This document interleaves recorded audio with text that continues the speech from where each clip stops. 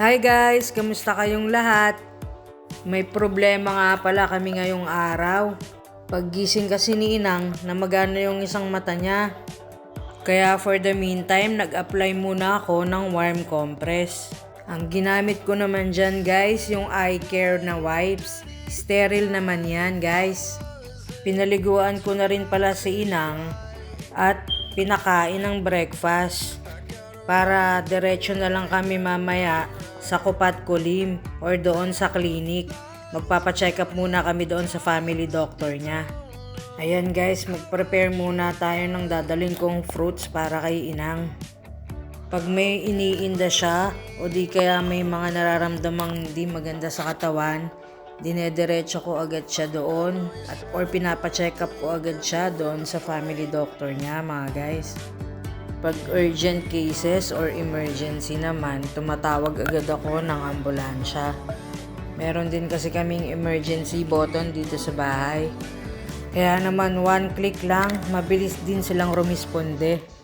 Actually, tapat lang din kasi ng bahay namin yung Magen David Adams Station. Yun yung pangalan ng ambulance nila dito. Libre lang naman yon pagka urgent talaga mga guys.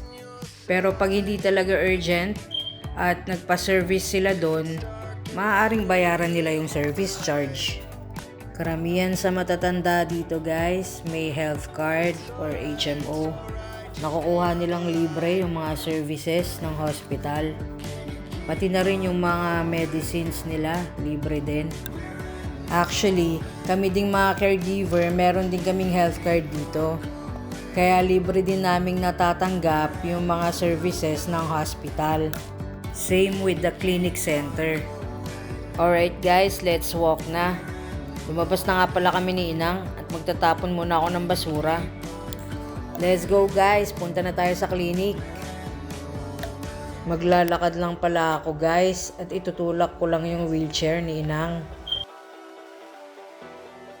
At tulad nga ng sinabi ko, mas nakakaaliw din talaga maglakad-lakad at maganda yung mga nakikita dito. Maganda ba yung mga view? Ayan o.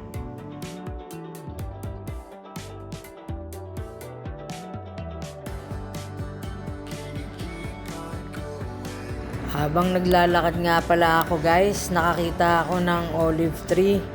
Ayan o, may bunga. Marami talagang olive tree dito sa Israel.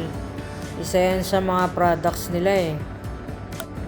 At kung mapapansin nyo guys, ang linis din dito sa daanan ng lugar namin. Ayan guys, malapit na tayo dito sa klinik ni Inang. At sumilip na rin si Inang Araw. Hindi na pala ako kumuha ng appointment for check-up.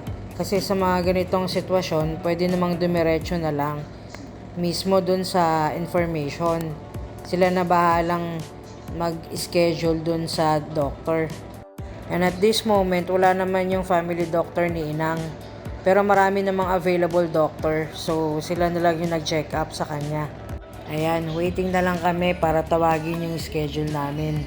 Ito nga pala yung clinic nila. Diba? Ang lawak. Ang dami ding rooms. Alright, at this moment, nakausap na kami ng doktor. And then, nirefer kami sa another clinic. Kasi walang available na ophthalmologist dito sa clinic namin. Nag-book na lang kami ng taxi papunta doon sa another clinic. Medyo malungkot nga pala sa dyan guys kasi may iniinda siya. Masakit din para sa akin na nakikita siyang malungkot at may nararamdaman na hindi maganda sa katawan niya. Takot din kasi si Inang sa doktor guys. Sabi pala ng doktor, skin irritation ang nangyari sa kanya. Doon malapit sa mata. The doctor prescribed antibiotics for 10 days. Ayun, nakauwi na rin kami. Siya nga pala guys, nag-message pala yung friend ko dyan. Bigyan ko daw siya ng pain reliever at masakit daw ang ngipin niya. Marami din kasing pain reliever si Inang, hindi naman ginagamit kaya ito pinamimigay ko na lang. Ayan na siya, meet my friend Cindy. Pati yung aso, si Lynn. Ang cute-cute ng aso, di ba guys? Magkalapit nga pala kami ng building. Actually, natatanaw nga pagka nandito ka sa terrace namin. Dito sa lugar namin, maraming Pilipino. Kaya lang bihira kami magsama-sama kasi may kanya-kanya kaming pinagkakabisihan. Ang mahalaga, keep in touch at magtulungan pag nangangailangan. O siya mga guys, maraming salamat nga pala sa suporta at sa panonood. Comment naman pala kayo guys kung anong gusto nyong i-content. Basta kaya.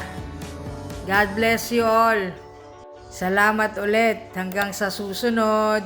Paalam!